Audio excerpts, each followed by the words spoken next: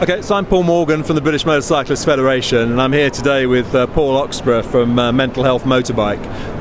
Paul, really pleased to be here today and to meet you. I wonder if you could tell us a little bit about your organisation, when it was founded, and what was the sort of the idea and the passion behind it. Okay, thanks for the interview. My name is Paul. Obviously, I'm the chair and one of the founders of Mental Health Motorbike. So Mental Health Motorbike came out of a bit of a sorry story, really. I lost a friend to suicide in 2019. Made a promise at the funeral to do something to try and sort of stop people ending their lives by suicide, and we realised, it's a big challenge to take on something like that. And I was sort of thinking in the cold light of the day, what do you do? And I realised a lot of my friends were motorbikers, and over the years they'd had their own mental health struggles. I'm a biker of 40 odd years now, and I was sort of thinking I get a lot of well-being pleasure from that, so maybe let's base it around that motorbike community. My friend Dale wasn't a motorbiker, but we have worked with the family to develop this charity, and worked with his wife, who's now one of our volunteers. And the charity really was launched in 2020, March 2020. Yeah. But we didn't become an official charity till a little bit later. We just celebrated our 2-year anniversary, so we're very pleased. And basically, we are a mental health support service for motorbikers and their families. Yeah. And our aim is to get out to lots of events, reassure people that talking can help. But we are training people in mental health first aid. Mental health first aid is a nationally accredited and recognised course that a lot of employers are putting their workforce through. I did the course and thought this translates really well to bikers. Yeah. So during COVID we used the online platform to do the training. We trained around about 150 bikers, and we started to see the conversations changing and people's attitude and stigma around mental health changing. Yeah. So then we came up with this stupid idea of let's train 1,000 motorbikers. We don't have any funds. The course is weighted at probably £300. So we started fundraising, and we sort of started setting an ambition to train in 2023 500 bikers. Yeah. We are going to actually achieve that target by Christmas, which is something we are very proud of, and I've got a very nice bottle of something cooled and chilled waiting for that moment to happen. Well, Paul, that's a fantastic achievement. How does it sort of work on a regional basis? You've got a structure of representatives, or? So one of the big objectives this year was to launch our regional coordinators. So at the moment we have now got 10 regional coordinators. A regional coordinator will take probably a county. In some instances we've got some more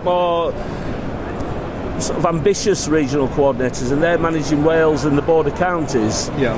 But the idea is that you will take a county, it might be sort of Cornwall or Devon, and the idea is then for you to go and find area coordinators that can really promote what we're doing and attend the events in those areas.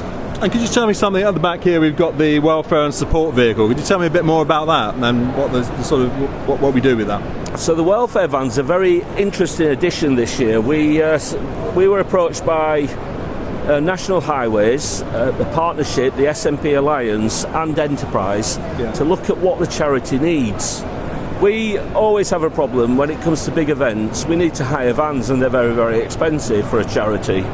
So they asked us what we wanted. We sort of said we want a van for moving equipment around, but we also want a multi-purpose van where we can support people at events.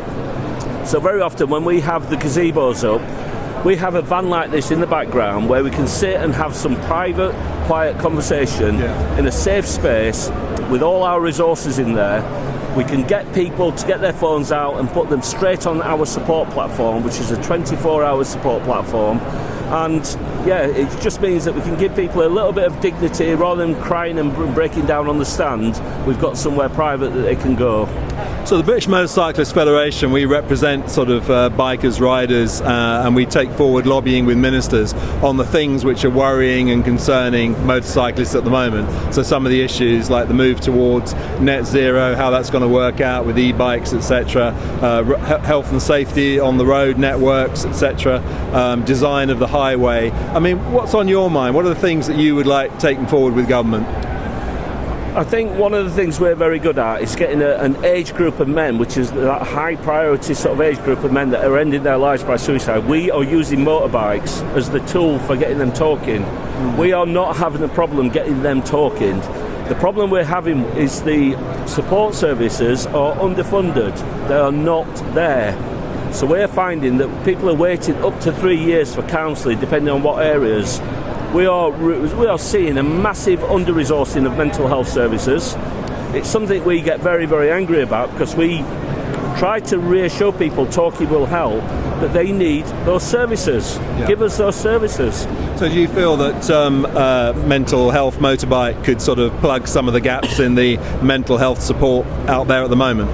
We are, without a doubt, plugging the gap. We are working with thousands of bikers. On our mental health peer support group, we have 3,000 bikers that have asked for help. I've got 16 members of staff managing that space, and we know that they are asking for help on a regular basis. Well, I'd just like to say, Paul, well done on the work that you're doing. This seems a fantastic initiative, and I wish you all the success with the future. Thank you very much. Thank you.